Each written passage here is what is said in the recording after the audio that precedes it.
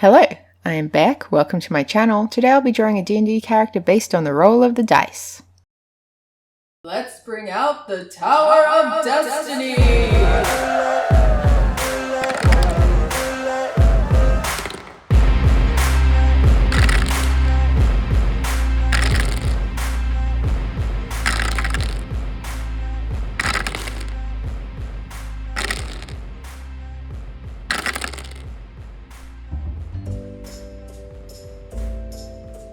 So we have a Tiefling Sorcerer, and you can see from my page of inspiration here that I was leaning towards doing a younger one, so a child.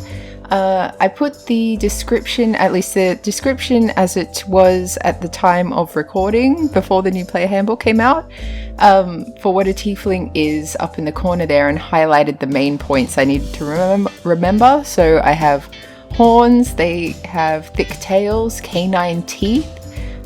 Their eyes are solid colors, so they don't have pupils or anything like that.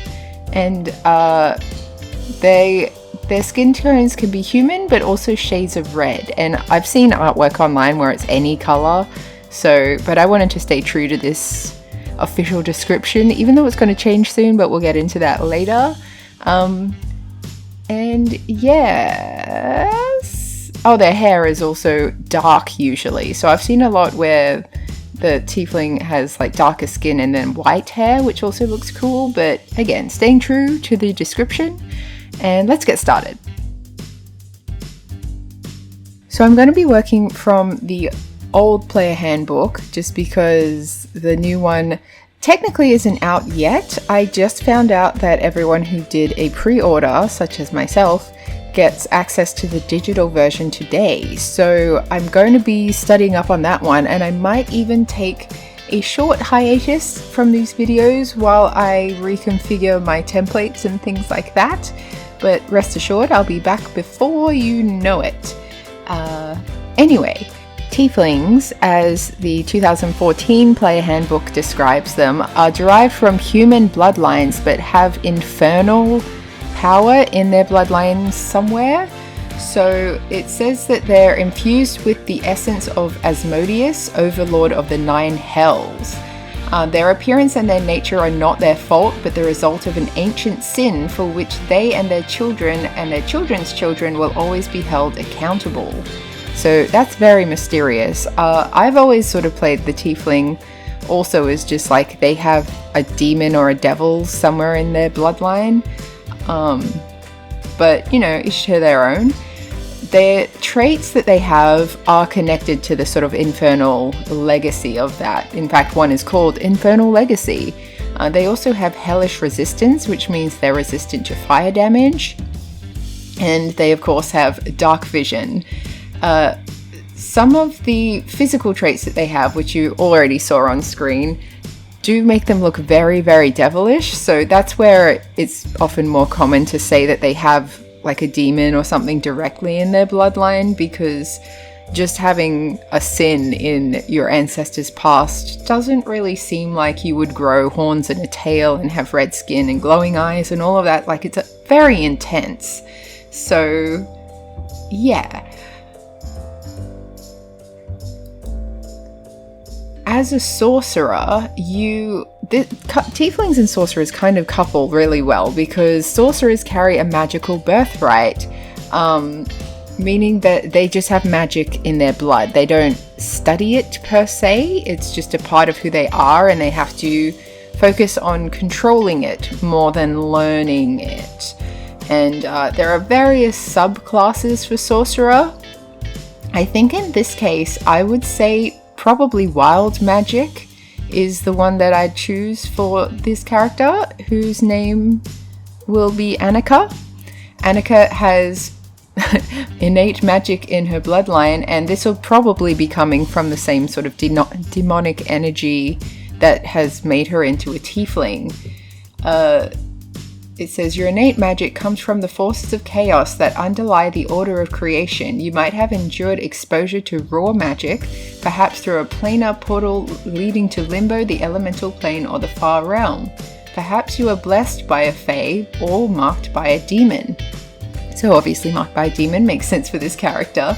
And one of the things with the Wild Magic subclass is my favorite in D&D, which is the Wild Magic Surge table. And starting when you choose this origin at first level, your spell casting can unleash surges of untamed magic.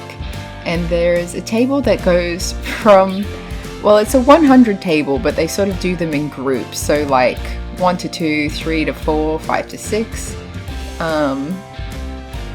Yeah, so it's sort of almost out of 50 really, because each of the slots on the table counts for 2 possible dice rolls.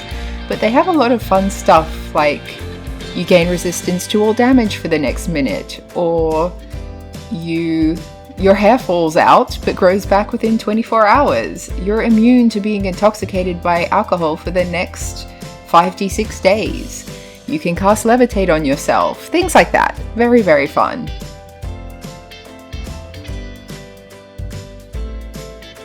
Now, as far as her ability scores go, we can see that she's very charismatic and very wise given her age. So she's got the +3 in both of those areas, but her constitution and intelligence are quite low, which means she probably doesn't have the greatest memory for things. That's intelligence. And then constitution, she can't take much of weariness. She needs her naps. She can't stay up all night. She'll run around a lot probably, and then just fully fall asleep wherever she happens to be. Like, she's one of those kids who's just run, sleep, run. And so, yeah, I don't think she's really interested in a lot of different foods either. I think it's that sort of child quality of only eating like chicken nuggets and chips and nothing else. So her constitution, I mean, it's average, so it's not like she'll get sick if she has anything else. It's a preference-based thing, but yeah, I think that plays into her not amazing constitution score. And then in terms of strength, she's just the +1, and dex she's +2. So she might like making things. She might be a little bit crafty. She might have learned how to knit or something. She might even be a little bit tricksy and set up some child level traps to trick her siblings and maybe drive her parents a little bit up the wall, but she's at a fun age. I think in terms of her call to adventure, or the reason that she would leave home and join an adventuring party, might be a little bit Pokemon-esque, where maybe at a certain age in this family or in this village, children are encouraged to go out and see the world. And especially if it's a village of like tiefling children who are a little bit more rough and tumble than your average kid, they go out and explore the world, even though they're very young on their own. And so she might team up with some other kids, or she might team up with like adults of varying ages and go on adventures where she just wants to learn about the world and see what's around her. Especially from her sorcerer perspective, she's sort of trying to gain some more wisdom as to how to keep control of what she can do or what she might do accidentally. And basically she's in for a very fun time. So a lot of running around and causing chaos, and I don't think that she would necessarily be going on this like epic quest to get some treasure or retrieve a relic or anything like that. I think she's more of a like, just like see what comes and explore and tee-hee kind of adventurer.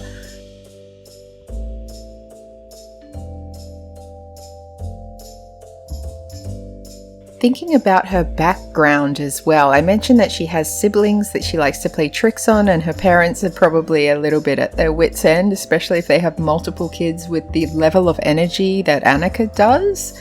But yeah, I think she's probably grown up in a village where there are other tieflings around, and especially other sorcerers. So she doesn't see herself as anything unusual, and she's very confident in that way. So where a lot of the player handbook will talk about like tieflings being ostracized because they're have that negative stereotype of being connected with evil villains and like devils and things like that. She hasn't experienced that in her village. Like, she's probably aware of it. She's probably been taught about, like, when you go out on your child exploration of the world, you will encounter some people who are cruel to you just because of who you are. But, you know, don't let that get you down. And I think that might even be a reason why the village sends children out to explore the world, because even if you're like a tiefling, people generally are kinder to children because they understand that it's not their fault that they look the way they look. Whereas when you're an adult and you still look the way you look, for some reason there are certain people in the world who will have this attitude that you should have fixed that by now, or like it's somehow your fault now that you're an adult, that you're being held accountable for things that aren't within your control. So sending more children out into the world who look like this, who are tieflings, who are sorcerers, I think part of the reason the village does this is also so that the other villagers who might otherwise be very prejudiced can see how innocent a tiefling can be.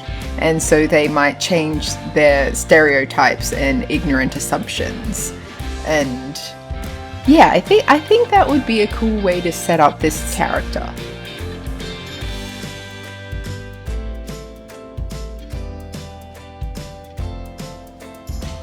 It might even be part of the education in Annika's village for children to learn like very strong social skills and be a bit charming, be very like open and interested in other people, just so that when they are out in the world, they give a good impression.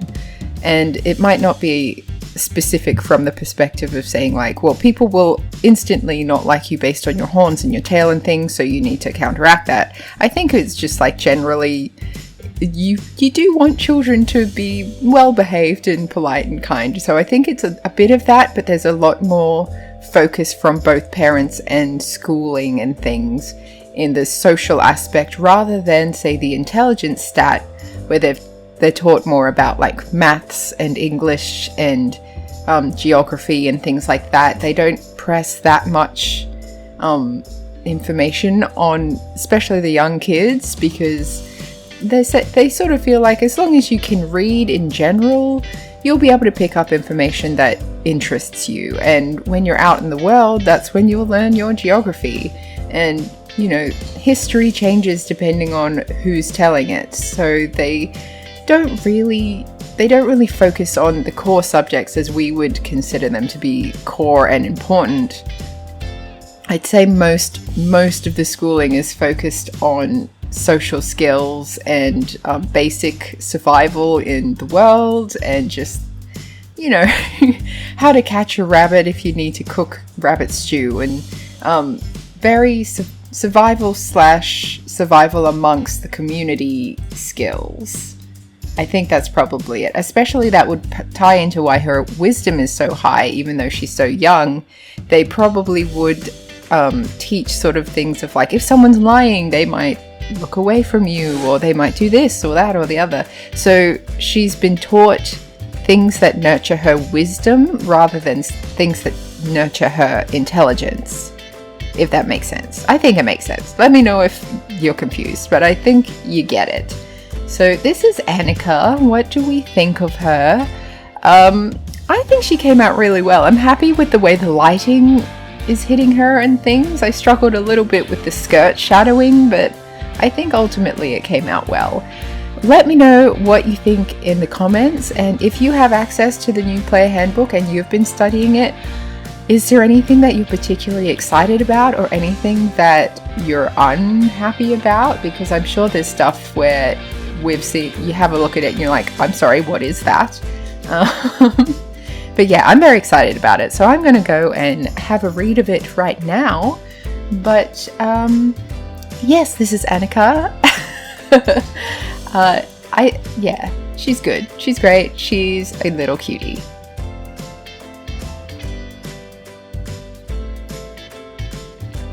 Thank you for watching. I hope you enjoyed this video, and I will catch you next time, whenever that may be. Okay, bye.